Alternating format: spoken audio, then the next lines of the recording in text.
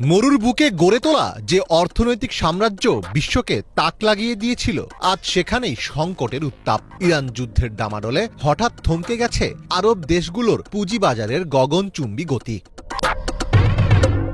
যে শহরগুলো ছিল বিশ্ব অর্থনীতির সেফ হ্যাভেন, আজ তারা নিজেদের সম্পদ রক্ষা করতেই হিমশিম খাচ্ছে। আঞ্চলিক অস্থিতিশীলতার ধাক্কায় টালমাটাল মধ্যপ্রাচ্যের অন্যতম শক্তিশালী অর্থনীতি। ইরান যুদ্ধের জেরে গত কয়েকদিনে দুবাই ও আবুধাবির শেয়ার বাজার থেকে হারিয়ে গেছে প্রায় $120 বিলিয়ন।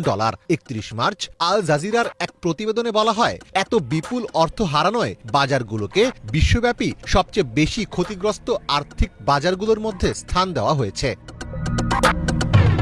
প্রতিবেদনে আরও বলা হয়, সংযুক্ত আরব আমিরাতের শেয়ার বাজার অনেক ছোট হলেও অর্থনীতিকে বহুমুখীকরণের অংশ হিসেবে দেশটি আর্থিক খাতে বড় বিনিয়োগ করেছে এবং মধ্যপ্রাচ্যের অন্যতম শীর্ষ পুঁজিবাজার হিসেবে অবস্থান করছে। কিন্তু গত 28 ফেব্রুয়ারি যুদ্ধ শুরুর পর থেকে দুবাই ও আবুধাবির প্রধান সূচক যথাক্রমে প্রায় 16% এবং 9% কমে গেছে। এর মধ্যে দুবাই ফাইন্যান্সিয়াল মার্কেটের সাধারণ সূচক প্রায় $45 বিলিয়ন বাজার মূল্য হারিয়েছে, আর বৃহত্তর আবুধাবি সিকিউরিটিজ এক্সচেঞ্জের সাধারণ সূচক কমেছে প্রায় $75 বিলিয়ন।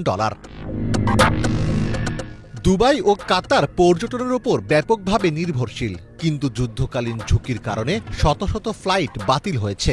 এমিরেটস বা কাতার এয়ারওয়েজের মতো বড় এয়ারলাইনগুলো রুটের খরচ বাঁচাতে টিকিটের দাম কয়েক গুণ বাড়িয়ে দিয়েছে, যার ফলে পর্যটন খাতে $100 কোটি ক্ষতি হয়েছে। এদিকে মধ্যপ্রাচ্যের সংঘাতের কারণে আরব দেশগুলো প্রায় $20,000 কোটি ক্ষতির মুখে পড়তে পারে বলে জানিয়েছে মার্কিন সংবাদ মাধ্যম ব্লুমবার্গ।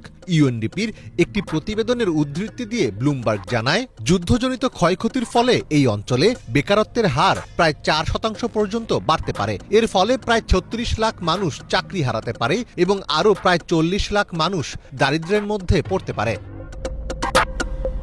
ব্লুমবার্গের প্রতিবেদনে সতর্ক করা হয়েছে যে এই সংঘাতের ফলে আরব দেশগুলোর জিডিপি প্রবৃদ্ধি গত এক দশকের মধ্যে সর্বনিম্ন পর্যায়ে পৌঁছাতে পারে। যদি যুদ্ধ আরও দীর্ঘায়িত হয়, তবে আরব দেশগুলোর গত 20 বছরের অর্থনৈতিক উন্নয়ন ধূলিসাৎ হয়ে যেতে পারে বলে আশঙ্কা করা হচ্ছে। যুদ্ধের মধ্যেই নতুন সংকট তৈরি করেছে বিশাল ব্যয়ভার মেটানোর চাপ। যুক্তরাষ্ট্রের অভ্যন্তরীণ গোয়েন্দা প্রতিবেদন অনুযায়ী ইরানের বিরুদ্ধে এই সামরিক অভিযানের খরচ আকাশচুম্বী। যুদ্ধের প্রথম 6 দিনেই যুক্তরাষ্ট্রের খরচ হয়েছে $11.3 বিলিয়ন।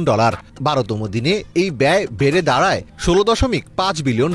আর যুদ্ধের 31তম দিন শেষে এই অঙ্ক কয়েকশো বিলিয়ন ডলার ছাড়িয়ে গেছে বলে ধারণা করা হচ্ছে। চলমান